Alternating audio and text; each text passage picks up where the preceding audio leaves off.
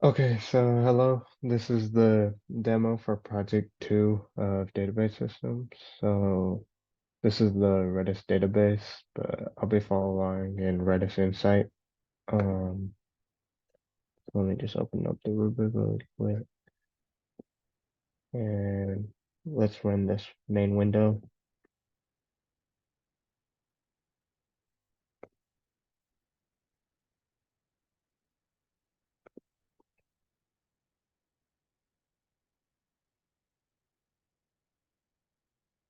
So upon running the main window, it gets you to the login screen. So in the database right now, I have two users. One is sample user with user ID 1, just email at example, and then the username is sample user with the password of password. And then the other user is me with an email and my username and password with user ID 2. So let me sign in as the sample user right now.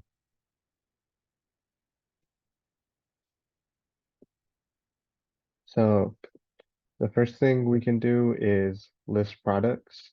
So this is function 1. You can list a product for sale. So if we click on this list product view, it'll bring up the view. We can show products right now. There's no products in the database right now, so nothing comes up. So let's go ahead and add products. So I'm gonna add product A with the stock at 10. Say the price is $10.99. Add that. I'm gonna add a few, so whenever we do the web server for function 3, we can see these. Product B stock is $15.99. Or say stock is 10, cost $15.99.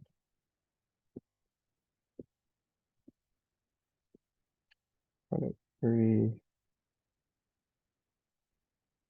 3, and then it's at $21.99. Add. So one thing to note, whenever I add a product, it autofills the seller ID based on the user ID who signed in. So I signed in with sample users, so the seller ID becomes 1, and I can't change that I can't change that because the user who signed in, that is their seller ID. And so if we look at the debits now, we can see the 3 products I added. So product 1, I called it product A, 10 with $10.99, and the seller ID is 1. Product 2, this has the product name, product B, $15.99, just like I added it, and then product 3, $21.99. So what I'm gonna do now is actually log out and log in as the other user. So I'm gonna log in as myself now. Now if I go to list products, I can see the 3 products I added with the other user. So you can see the seller ID is 1, and I got these products here with the respective prices. Now from this user, if I try to let me add another product. So for product D, say cost 31.99.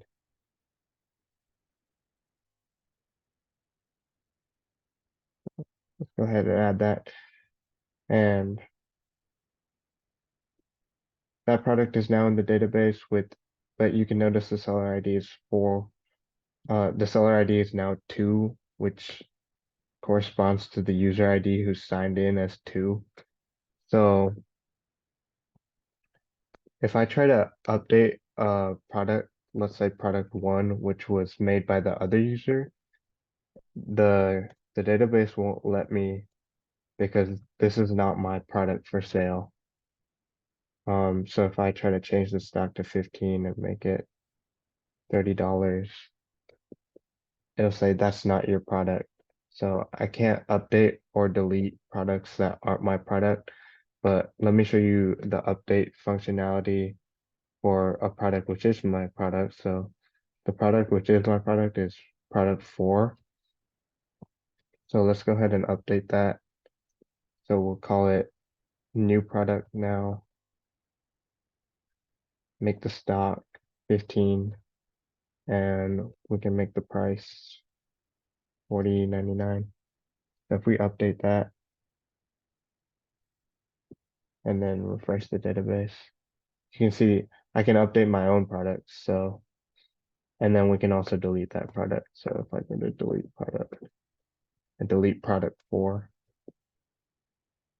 and refresh the database, you can see that product's no longer in the database anymore. So that's the first function about listing products for sale.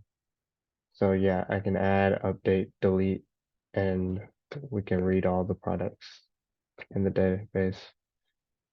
Now we can do the buying a product. So this one is here.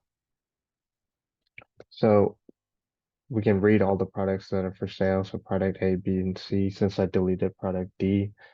So let's just choose A, and then I can enter the credit card information and the CVV.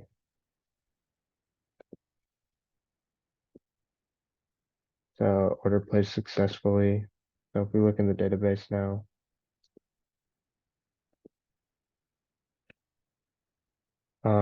I have this order counter to set the keys. So it's now 1 since I just made a new order, and it sets the keys right here based on how many orders are in the database.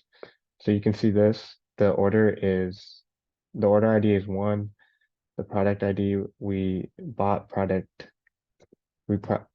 product 1. So you can see the stock for product 1 went down to 9 from 10. So it subtracts from the quantity in stock. And then the order price is set. The buyer ID I signed in as myself, and the person who listed the item for sale was the sample user. So the seller ID is 1 and the buyer ID is 2. And the product is, well, product 1. And then the credit card information is there.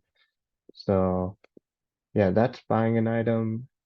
And now we can do the last functionality. So the web server is constantly running, but I added something in the GUI to, whenever I click search, it'll go to the browser and open the web server. So we can do, for example, in between 10 and 20, if we search. So it opens the browser and you can see product 1 and product 2. So yeah, the quantity left in stock since we ordered product 1 is 9, 10.99. Product 3 cost 21.99, so that was outside of the price range we put in. But let's say I changed the max price to be 30 instead, it should be included in there now. Yeah, so product 3 is included with the price of 21.99. So yeah, in between 10 and 30. So um yeah, so that's all the functionality for project 2. Thank you.